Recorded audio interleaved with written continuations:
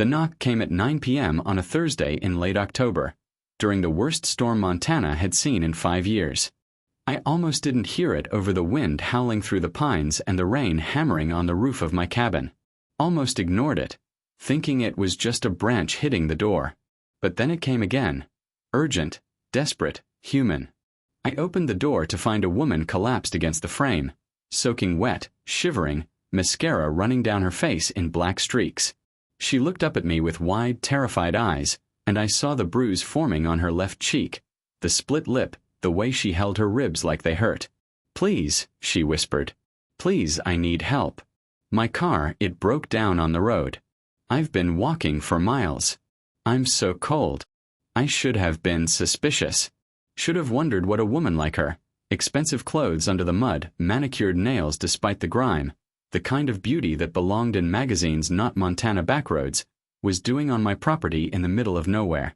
Should have remembered that the last 3 women who'd come into my life had left me worse off than they'd found me. But she was hurt and freezing and scared, and I wasn't the kind of man who turned away someone in need, no matter how many times kindness had burned me. "Come in," I said, stepping aside. She stumbled through the door, and I caught her as her legs gave out. Up close, I could see she wasn't just cold. She was exhausted, running on empty, ready to collapse.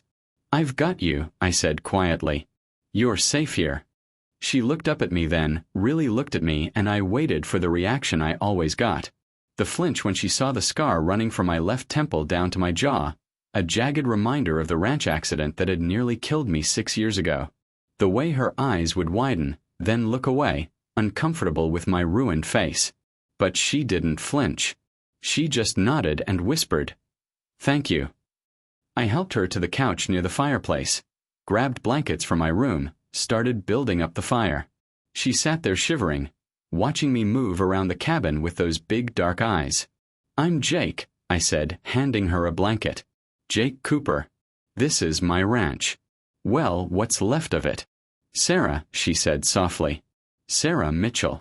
What happened to you, Sarah?" She touched her cheek, winced. "Car accident. I swerved to avoid a deer, went off the road. Hit my face on the steering wheel." It was a lie. I could tell by the way she wouldn't meet my eyes, the way her hand trembled when she touched the bruise. That wasn't steering wheel damage. That was someone's fist. But I didn't push. People had their reasons for lying, and she'd tell me the truth when she was ready, or she wouldn't. Either way, it wasn't my business to pry. "Your car still drivable?" "No. Something's wrong with the engine. And my phone's dead. I saw your lights from the road and just started walking." She looked around the cabin. One room, basically, with a kitchen area, a bed in the corner, the couch and fireplace, a bathroom behind a door. Simple, sparse, the home of a man who'd given up on impressing anyone. Is there a town nearby? Someone I could call. Nearest town is Whitefish, about 40 miles south. But the storm's taken out the phone lines, and cell service up here is non-existent even on good days. You're stuck here until morning at least, maybe longer if the roads are bad. I saw panic flash across her face. "I can't. I need to keep moving. I need to." "You need to rest," I interrupted gently. "You're hurt, you're exhausted, and you're not going anywhere in this storm. Morning's soon enough to figure out next steps." She looked like she wanted to argue, but exhaustion won. She nodded, pulling the blanket tighter around herself. I made coffee, strong, black, the way I'd learned to drink it during long nights fixing fence lines and tending sick cattle.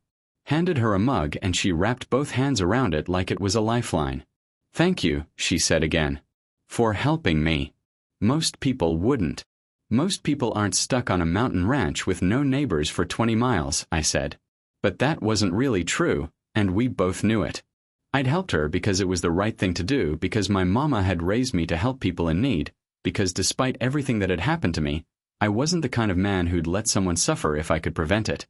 We sat in silence for a while, listening to the storm rage outside. She studied me when she thought I wasn't looking. I could feel her eyes on my scar, on my rough hands, on the cabin that spoke of poverty and isolation. I was used to that look. The assessment. The judgment. The inevitable conclusion that I wasn't worth knowing. "You live here alone?" she asked finally. "Yeah. Been alone for 6 years now. No family." "No." She hesitated. "No wife." I laughed, a bitter sound. "No wife. No girlfriend. No prospects. Women don't exactly line up to be with a scarred rancher living in a falling-down cabin on a cursed piece of land." "Cursed. That's what they say in town. The Cooper Ranch is cursed. Bad luck follows me like a shadow. 3 women tried to make it work with me over the years. 3 women left. One said I was too poor. One said I was too damaged. One just left without saying anything at all, took half my savings and disappeared." I don't know why I was telling her this. Maybe because she was a stranger, and strangers were safe. They didn't stick around long enough for the truth to matter. "I'm sorry," she said softly. "Don't be. I'm used to it now.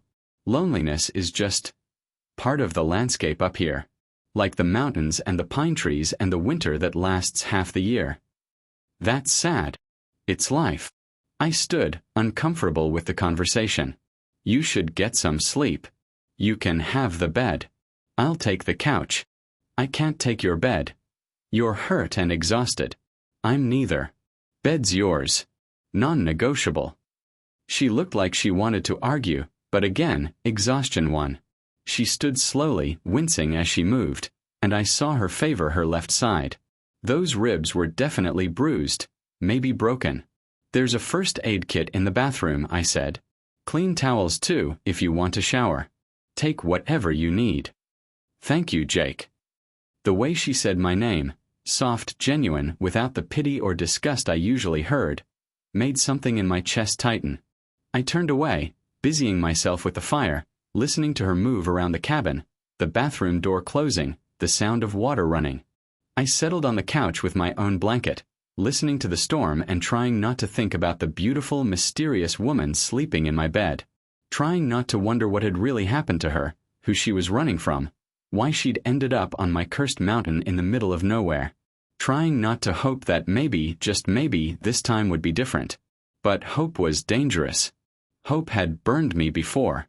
So I pushed it down, closed my eyes, and told myself that by morning she'd be gone, just like everyone else who'd ever stumbled into my life. I was wrong. I woke at dawn to the smell of coffee and the sound of someone moving around my kitchen. For a moment, I thought I was dreaming. It had been so long since anyone else had been in this cabin, so long since I'd woken to anything but silence and solitude.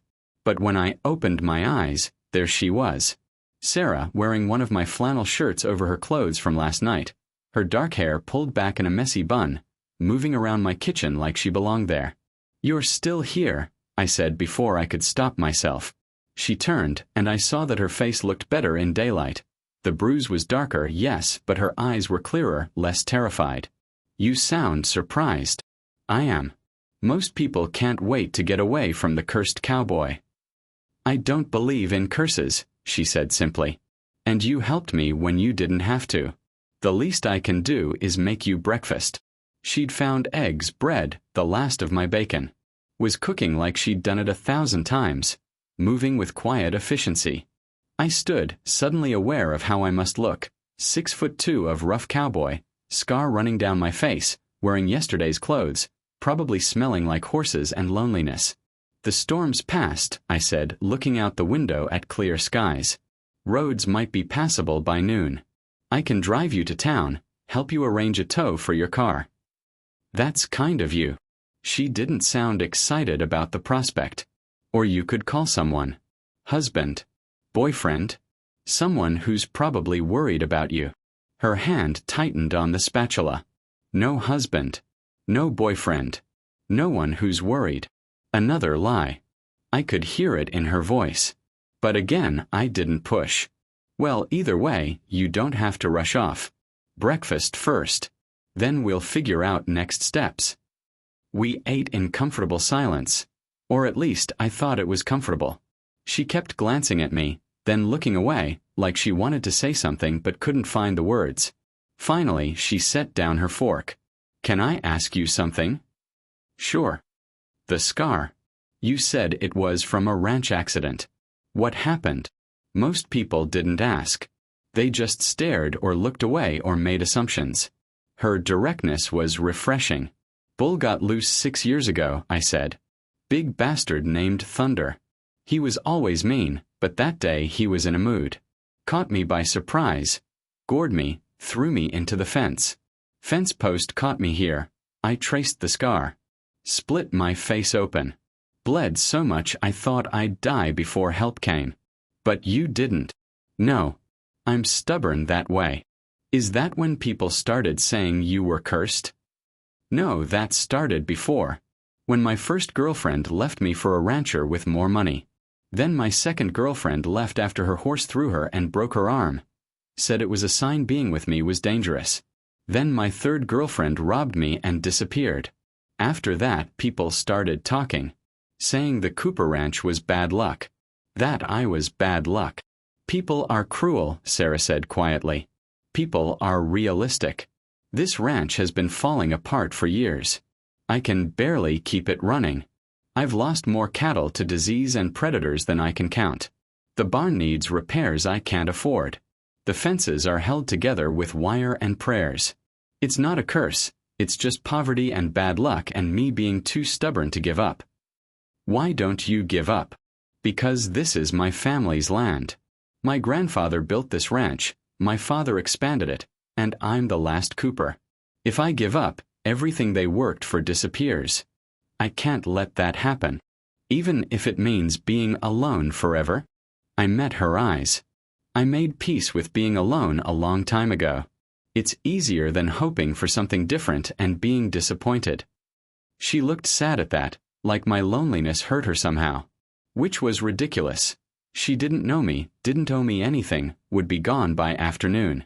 What about you? I asked, changing the subject. What's your story? Besides the car accident that wasn't a car accident. She froze. I don't know what you mean. Sarah, I've been hit before. I know what a fist looks like versus a steering wheel. Someone hurt you. Someone you're running from. For a long moment, I thought she'd deny it again. But then something in her broke, and the truth came spilling out. His name is Marcus. We were engaged. He seemed perfect at first. Successful, charming, attentive. But after I said yes, he changed. Became controlling. Possessive. Started making all my decisions for me. Who I could see, where I could go, what I could wear. She touched her cheek. Last night, I told him I wanted to postpone the wedding. He didn't take it well. He hit you. He did more than that. He told me I'd never leave him, that I belonged to him, that if I tried to run he'd find me and make me sorry. So I waited until he passed out drunk, grabbed my car keys and drove. I didn't even pack a bag. I just ran. And ended up here. And ended up here. She looked around the cabin. In the middle of nowhere, with a stranger who took me in during a storm. It feels like fate. I don't believe in fate, I said. Just coincidence and luck. Mostly bad luck. Maybe your luck is changing. I wanted to believe that. But I'd learned not to hope. We spent the morning working around the ranch. Sarah insisted on helping despite her injuries. Said she needed to do something besides sit and worry. I gave her light tasks. Feeding the chickens, collecting eggs, helping me patch a section of fence that had come down in the storm. She worked without complaint, even though I could see her designer clothes, expensive even under the mud and wear, were completely wrong for ranch work. Even though her hands were soft, uncalloused, the hands of someone who'd never done manual labor before. You're not from around here, I observed as we worked. What gave it away? She smiled, and it transformed her face. Made her even more beautiful, which I hadn't thought possible. The fact that I don't know how to properly hold a hammer?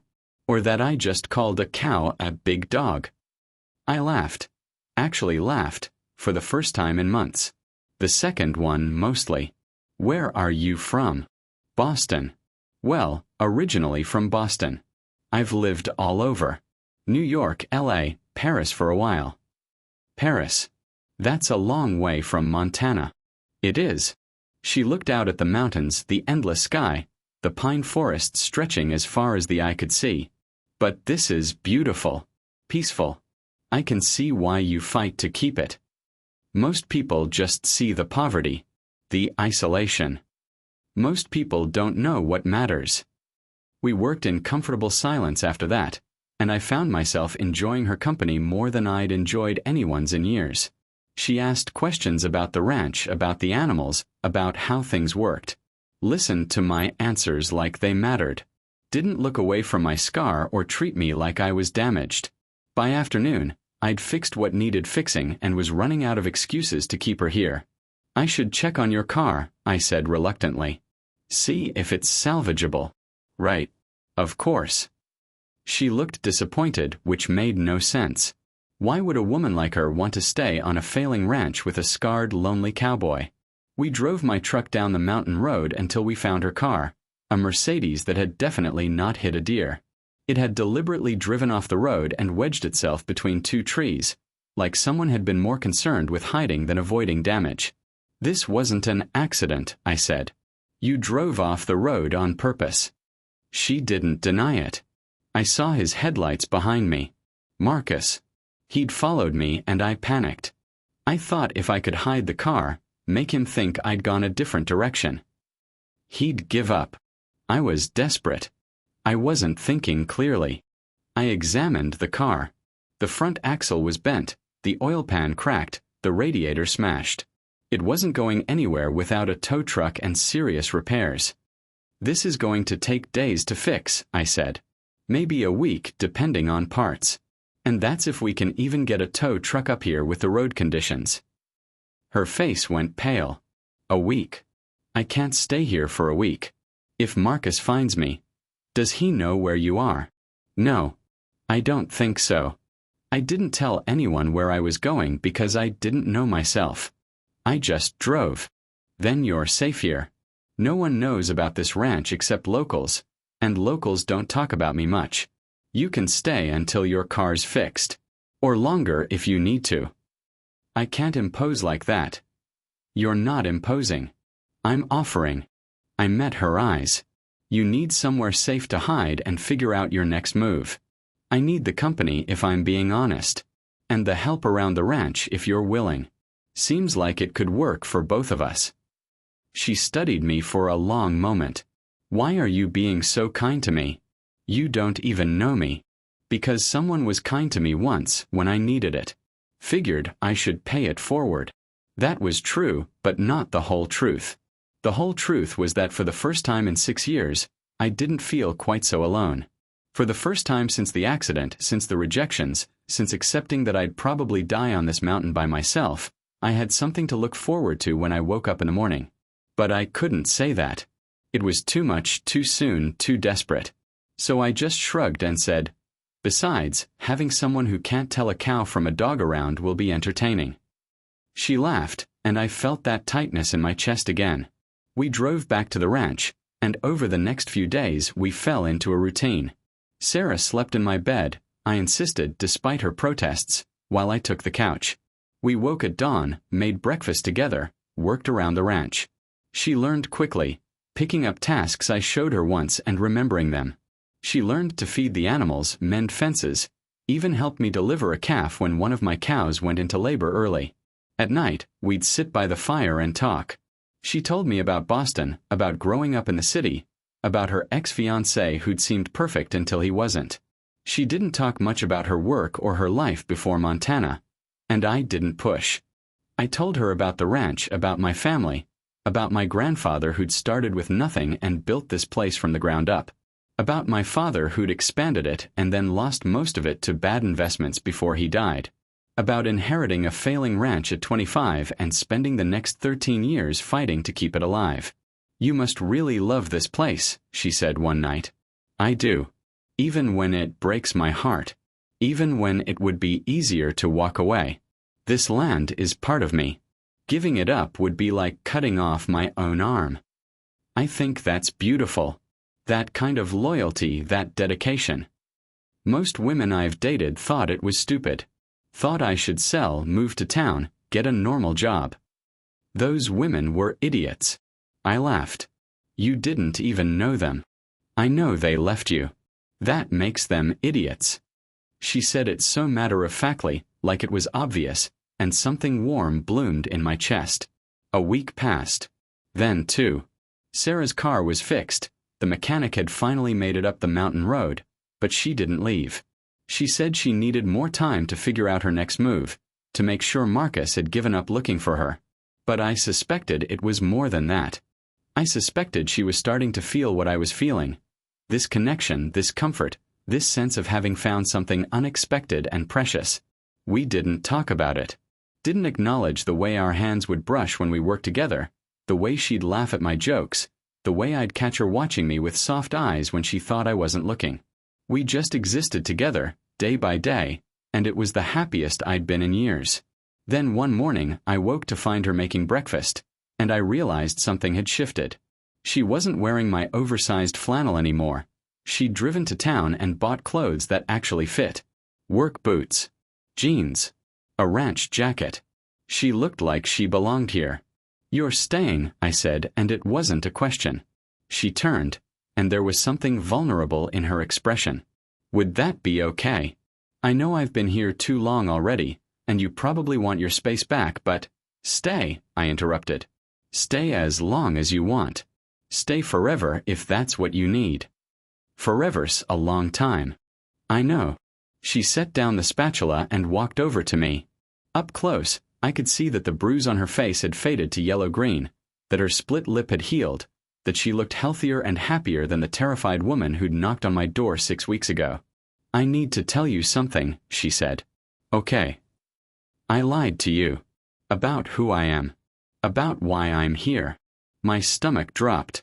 Here it was, the moment she revealed she'd been using me, that this was all a scam, that I was an idiot for believing someone like her could want someone like me.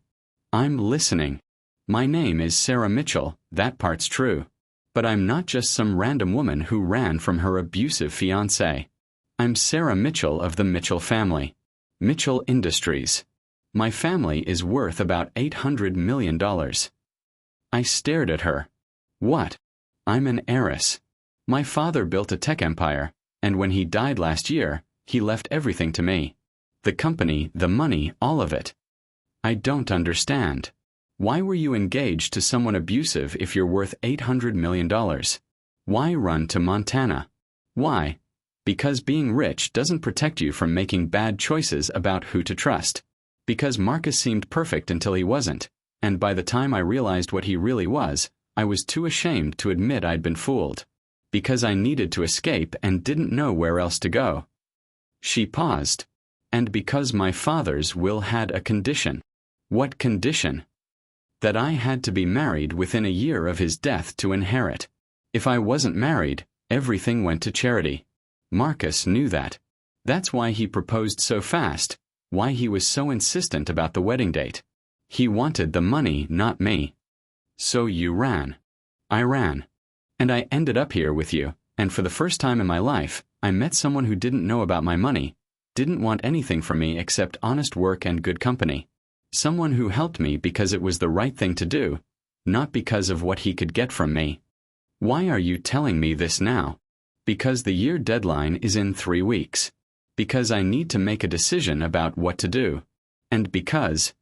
She took a breath. Because I'm falling in love with you, Jake Cooper, and you deserve to know the truth before this goes any further. The world seemed to stop. She was falling in love with me.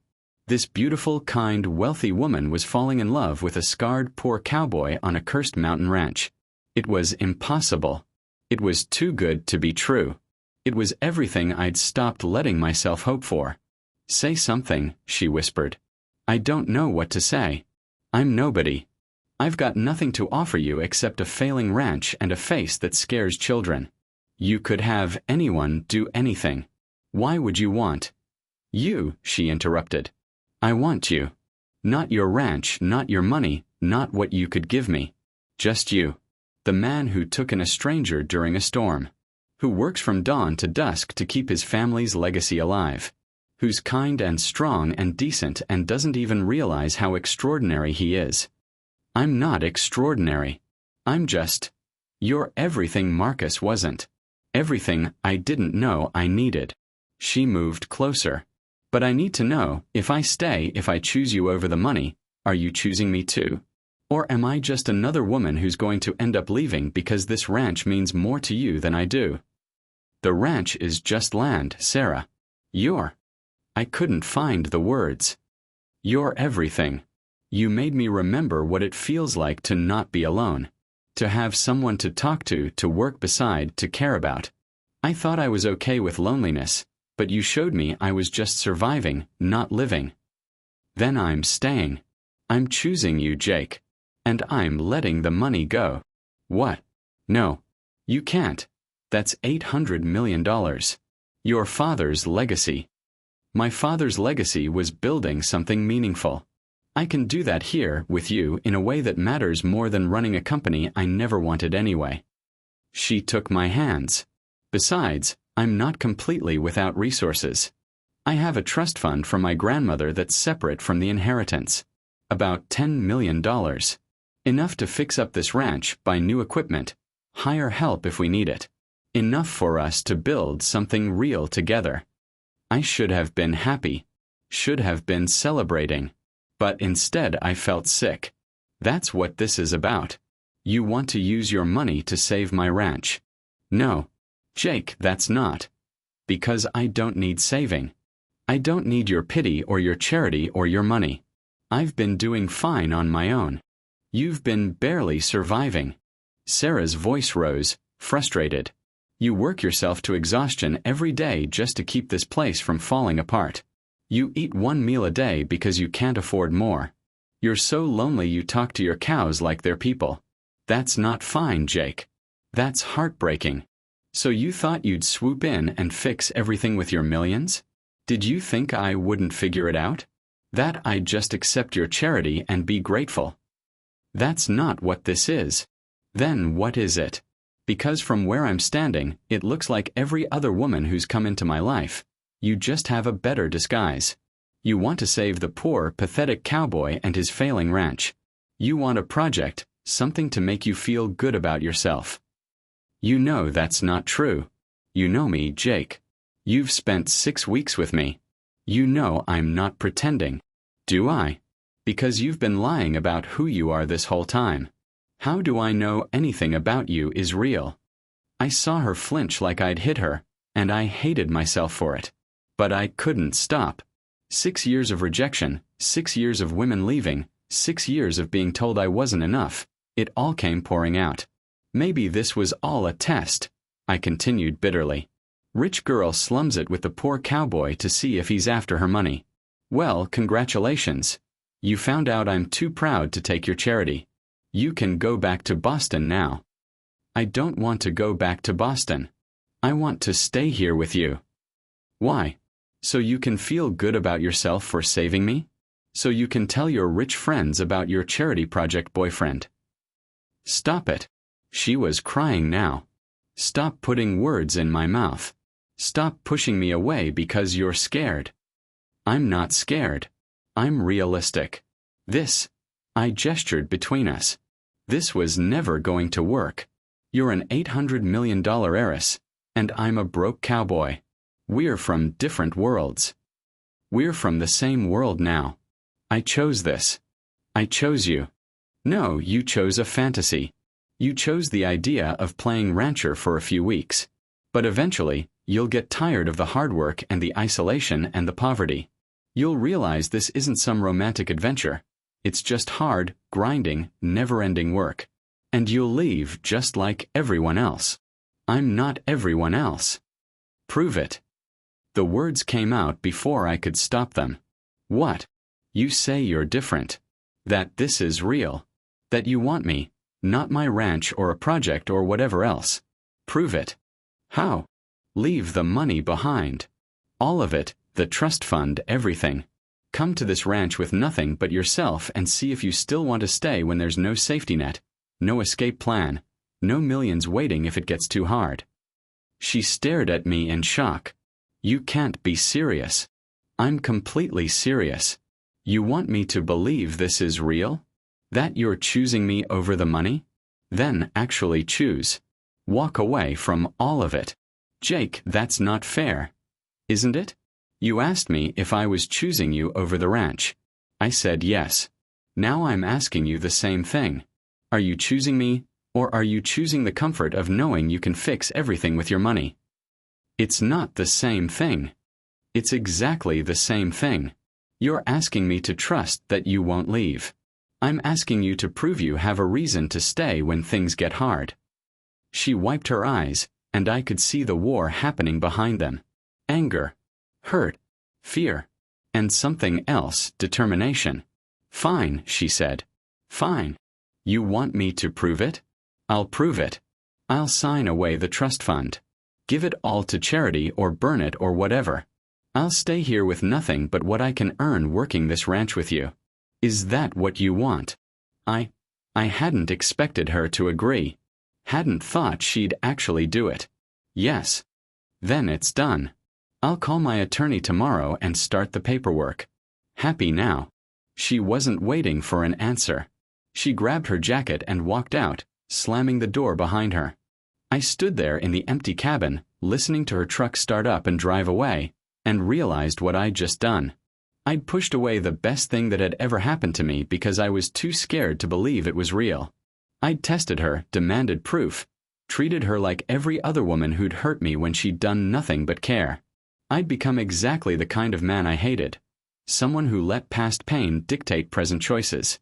Someone who destroyed something beautiful because he couldn't trust it. I ran outside, but she was already gone, disappeared down the mountain road. I tried calling her cell phone, but there was no service. Tried driving after her, but by the time I got my truck started, she had too much of a head start. I drove to town, checked the motel, the diner, everywhere I could think of. She was nowhere. For 3 days I searched. Called her phone obsessively. Drove the mountain roads hoping to spot her truck. Asked around town if anyone had seen her. Nothing. She'd disappeared, and it was my fault. On the 4th day, I was sitting on my porch at sunset, holding her coffee mug. She'd left it behind, and I couldn't bring myself to put it away, when I saw headlights coming up the road. My heart jumped. But when the vehicle pulled up, it wasn't Sarah's truck. It was a black SUV, expensive, city plates. A man got out, mid-40s, expensive suit, the kind of face you see in boardrooms and on magazine covers. "Jake Cooper?" he asked. "Who's asking?" "My name is Marcus Hastings. I'm looking for my fiancée, Sarah Mitchell. I have reason to believe she's been here." Every muscle in my body tensed. This was the man who'd hit her, who'd tried to control her, who'd driven her to run in the first place. "She's not here," I said coldly. "Then where is she?" "Her car was found abandoned on the road near your property. Security footage from the town shows her shopping at the general store last week. I know she's been here, Cooper. I just need to know where she is now." "Why?" "So you can hit her again." His expression hardened. "I don't know what lies she's told you. I've seen the bruises. I know what you did. You don't know anything. Sarah is unstable. She needs help, and I'm trying to help her. By tracking her down after she ran away. By following her across the country? That's not help. That's stalking. I'm trying to save her from making a terrible mistake. She's about to lose $800 million because of some ridiculous deadline in her father's will. If she'd just marry me, we could fix this. She doesn't want to marry you. She doesn't know what she wants. That's why she needs me to make decisions for her." He stepped closer, and I could see the barely controlled rage beneath his polished exterior. "Now I'm going to ask you one more time. Where is Sarah? And I'm going to tell you one more time, I don't know. She left 4 days ago and I haven't seen her since. You expect me to believe that? I don't care what you believe. Get off my property. Not until you tell me where she is." I said, "Get off my property." I stood, and I'm a big man. 6'2", ranch-hard muscle from years of physical labor. Marcus was smaller, softer, city weak. He took a step back. "You're making a mistake, Cooper. I have resources, lawyers, connections. I can make your life very difficult." My life is already difficult. Nothing you do can make it worse. Now leave." He left, but not before giving me a look that promised this wasn't over. I watched his SUV disappear down the mountain road and felt sick. If Marcus had found this ranch, Sarah wasn't safe anywhere. I needed to find her before he did. I spent the next 2 days searching harder, expanding my radius to neighboring towns, checking hotels and motels and anywhere else she might have gone. Nothing. It was like she'd vanished. On the 6th day, I came home to find her sitting on my porch. Just sitting there like she'd never left, holding a folder of papers and watching the sunset. Sarah. I was off my truck and across the yard before I'd even fully processed she was real. "You're okay. You're safe. I've been looking everywhere." "I know. The motel clerk in Whitefish said you'd been by 3 times. "Where have you been?" "Handling things. Making decisions. Proving something to myself." She held up the folder. "And getting these signed." "What are those?" "Legal documents transferring my entire trust fund to the Montana Land Conservation Trust. Every penny. I don't have access to it anymore. Can't change my mind, can't take it back. It's done." I stared at her. "You actually did it. I told you I would. You asked me to prove I was choosing you over the money. So I did." "Sarah, I was wrong. I shouldn't have asked that. I was scared and stupid and you were hurt. I understand that. 3 women left you, told you that you weren't enough. Of course you couldn't just trust that I was different." She stood. "But I am different, Jake. And I needed to prove that to myself as much as to you. I needed to know that I could walk away from that money, from that security, and still be okay." "Sarah, Marcus was here," I said urgently. 2 days ago. He's looking for you. He knows you were at the ranch. I know. He found me in Whitefish. We talked. My blood ran cold. He didn't hurt you. He tried to convince me to marry him. Said we could still save the inheritance if I'd just come back. When I refused, he got angry. Started making threats." She smiled and there was steel in it. "That's when I had him arrested." "What?" "Turns out, showing up to someone's hotel room uninvited after they've told you to leave multiple times? That's harassment. Add in the documentation I have of his previous abuse. Hospital records from the night he hit me, texts where he threatened me, and the police were very interested in having a conversation with him. He's facing charges now. And a restraining order." I wanted to cheer, but I was still processing. "You did all that by yourself?" "I did. Because I realized something while I was gone. I've been letting other people make my decisions for too long. My father with his will and his conditions. Marcus with his control. Even you, in a way, asking me to prove myself. I'm sorry. Let me finish. I'm not angry about that. I'm grateful. Because it made me realize I needed to stand on my own. To make my own choices, not because someone demanded proof, but because they were right for me." She took my hand. "I chose to give away the money because I don't need it to be happy. I chose to deal with Marcus because I'm done being scared of him. And I'm choosing you, Jake Cooper, because you make me happier than I've ever been. Not because you're perfect. You're stubborn and proud and you push people away when you're scared. But because when you love someone, you love with everything you have. Because you're loyal and kind and you don't give up, even when giving up would be easier." "I don't deserve you," I said roughly. "Maybe not. But you're stuck with me anyway." She moved closer. "If you still want me." "Want you?" "Sarah, I've been going crazy the last 6 days. Searching for you, terrified that something had happened to you, that Marcus had found you, that you decided I wasn't worth the trouble. Never."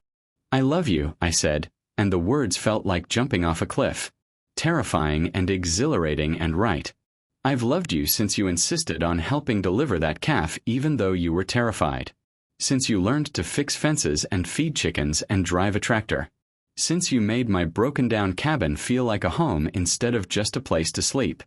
I love you, and I'm sorry I almost threw it away because I was too scared to believe it was real." "I love you too," she said. even when you're being an idiot. I kissed her then, and it felt like coming home. Like finding something I'd been missing my whole life without knowing I was looking for it. When we finally pulled apart, she was smiling. "So what happens now?" she asked. Now we figure out how to save this ranch without your trust fund. We work hard, make sacrifices, probably struggle for a while. But we do it together."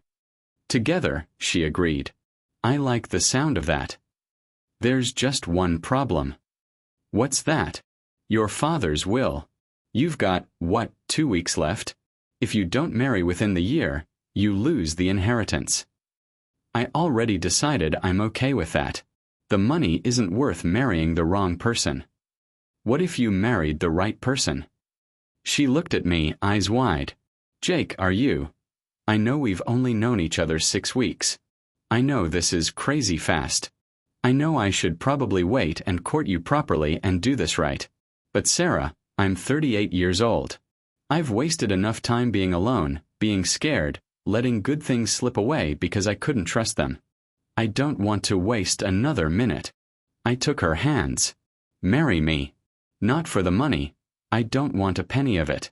Marry me because you love me and I love you and we're better together than apart. Marry me because I want to spend the rest of my life working this ranch with you, fixing what's broken, building something new. Marry me because I'm tired of being lonely and you make me feel like I'm home." "You're sure?" she whispered. "I've never been more sure of anything." "Then yes. Yes, I'll marry you." We got married 3 days later at the county courthouse. No fancy dress, no big ceremony. Just us and a judge and Sarah's attorney as a witness. I wore my only suit, the one I'd worn to my father's funeral 10 years ago. Sarah wore a simple white dress she'd bought at the general store in town. We said our vows, signed the papers, and became Mr. and Mrs. Cooper with no fanfare and no regrets. "You just married a millionaire," Sarah said as we drove back to the ranch. "Technically, I just married a broke rancher's wife," I corrected. "You gave away your trust fund, remember?" "True. But I'm still technically entitled to half of the $800 million from my father's will now that I'm married within the deadline." I pulled the truck over. "What?" "My father's will said I had to be married within a year. It didn't say married to who. My attorney confirmed it. By marrying you before the deadline, I've fulfilled the condition. The inheritance is mine." "Ours," she corrected. "Community, property, state, remember? What's mine is yours." "Sarah, I can't take your money. That's not why I married you. I know that. If you'd wanted my money, you wouldn't have asked me to give away the trust fund. You wouldn't have driven me away and spent 6 days searching for me. You would have just smiled and proposed the first week I was here." She took my hand. "But Jake, this inheritance isn't a curse or a burden. It's a tool. We can use it to save this ranch, to hire help, to build something amazing. We can start programs for at-risk youth. Teach them about ranching and hard work and building something with their hands. We can invest in the community, help other struggling ranches, make a real difference." "That sounds like your father's legacy," I said slowly. "Building something meaningful." "Exactly. We can honor his memory by using this money the way he would have wanted, to create opportunities to help people, to build something that lasts." I thought about it. About my pride and my fear of being a charity case. About the ranch falling apart around me because I was too stubborn to accept help. About Sarah beside me, not offering pity or condescension, but partnership. "Okay," I said finally. "But we do this right. We draw up a business plan. We hire consultants. We make sure every dollar is spent wisely, building something sustainable. And we keep working the ranch ourselves, side by side. The money might fix the barn and buy new equipment, but it doesn't change who we are." Deal. We sealed it with a kiss, and I felt something I hadn't felt in years. Hope. Over the next year, we transformed the Cooper Ranch. We hired a manager and 3 ranch hands. We repaired the barn, replaced fences, bought new cattle. We started a youth program, bringing in teenagers from troubled backgrounds and teaching them ranching skills. We invested in the community, helping neighboring ranches modernize and survive. But the biggest change was simpler than that. I wasn't alone anymore. I woke up every morning to Sarah beside me in our newly renovated ranch house. We'd expanded the cabin, added bedrooms and a real kitchen and a porch where we'd sit and watch the sunset. I worked alongside her every day, teaching her more about ranching, learning from her about business and planning and thinking bigger than just survival. We fought sometimes. She thought I was too stubborn about accepting help. I thought she was too quick to throw money at problems. But we always worked it out, always came back to the foundation of what we'd built: love and trust and partnership. 1 year after she'd knocked on my door during that storm, we were sitting on the porch watching the sunset when she turned to me with a strange smile. "I have something to tell you. Good something or bad something?" "Good. At least I think it's good. I hope it's good." She took my hand and placed it on her stomach. "We're going to have a baby." I stared at her, then at my hand on her stomach, then back at her. "A baby. A baby. Due in 7 months. Are you happy?" Happy didn't cover it. Terrified, excited, overwhelmed, grateful. All of that and more. Yes. Yes, I'm happy. I'm incredibly happy. Good. Because I already told the baby you're going to be the best dad ever. What if I mess it up? What if I'm not good enough? Then we'll mess it up together and figure it out as we go. Just like we've done with everything else. She leaned her head on my shoulder. Besides, you're already good at taking care of things that need you. You saved this ranch. You saved me. You saved me, I corrected. You knocked on my door and reminded me what it felt like to not be alone. We sat there as the sun set over the mountains, painting the sky in shades of orange and pink and gold. Somewhere in the distance, cattle lowed. Closer, I could hear the ranch hands finishing up their work for the day. Inside the house, there was warmth and light and the life we'd built together. I thought about the man I'd been a year ago, lonely, bitter, convinced I'd die alone on this mountain. Thought about how close I'd come to turning Sarah away that night, how close I'd come to losing her with my pride and fear. I'd been so certain I was cursed, that bad luck followed me, that I wasn't meant for happiness. But I'd been wrong. I wasn't cursed. I'd just been alone, confusing solitude with fate, loneliness with destiny. And then Sarah had knocked on my door in the middle of a storm, and everything had changed. "Thank you," I said softly. "For what?" "For not giving up on me. For proving you were different. For choosing me when you could have chosen anything else. Thank you for letting me choose you. For trusting me. For building this life with me." She kissed me softly. "And for being exactly who you are, scars, stubbornness, and all. I wouldn't change a thing." The baby came 7 months later, a daughter with Sarah's dark eyes and my stubborn chin. We named her Grace, after my grandmother who'd helped build the original ranch. She grew up riding horses before she could walk, helping feed chickens, learning the value of hard work and the beauty of Montana sunsets. 3 years later we had a son. Then another daughter. The ranch house expanded again, filled with the noise and chaos and joy of family. I taught my children to work the land, to value what they had, to never take people for granted. Sarah taught them about business and compassion and standing up for what's right. Together we built something that would last beyond us. Not just a ranch, but a legacy. On our 10th anniversary, I took Sarah back to the spot where we'd found her car that first day, the place where she'd driven off the road to hide from Marcus. We'd left the trees that had stopped her car, turned them into a memorial of sorts. "Do you ever regret it?" I asked. "Giving up the trust fund? Choosing this life?" "Not once," she said without hesitation. "Best decision I ever made. Even when the cattle get loose at 3 a.m. Even when the roof leaks. Even when our kids track mud through the house and the ranch hands quit right before harvest. Especially then. Because it's real, Jake. It's not some fantasy or escape. It's hard and messy and beautiful and ours." She took my hand. Besides, I didn't give up anything that mattered. I found everything I needed right here. We stood there in the forest, listening to the wind in the pines, the distant sound of our kids playing, the life we'd built calling us home. I thought about that lonely cowboy I'd been, the one who'd believed he was cursed, who'd given up on ever finding happiness. I thought about the knock that had changed everything. How one moment of kindness, one decision to open the door instead of turning away, had led to all of this. I'd spent so long believing I was meant to be alone. Turned out I'd just been waiting for the right person to find me in the storm. And she had.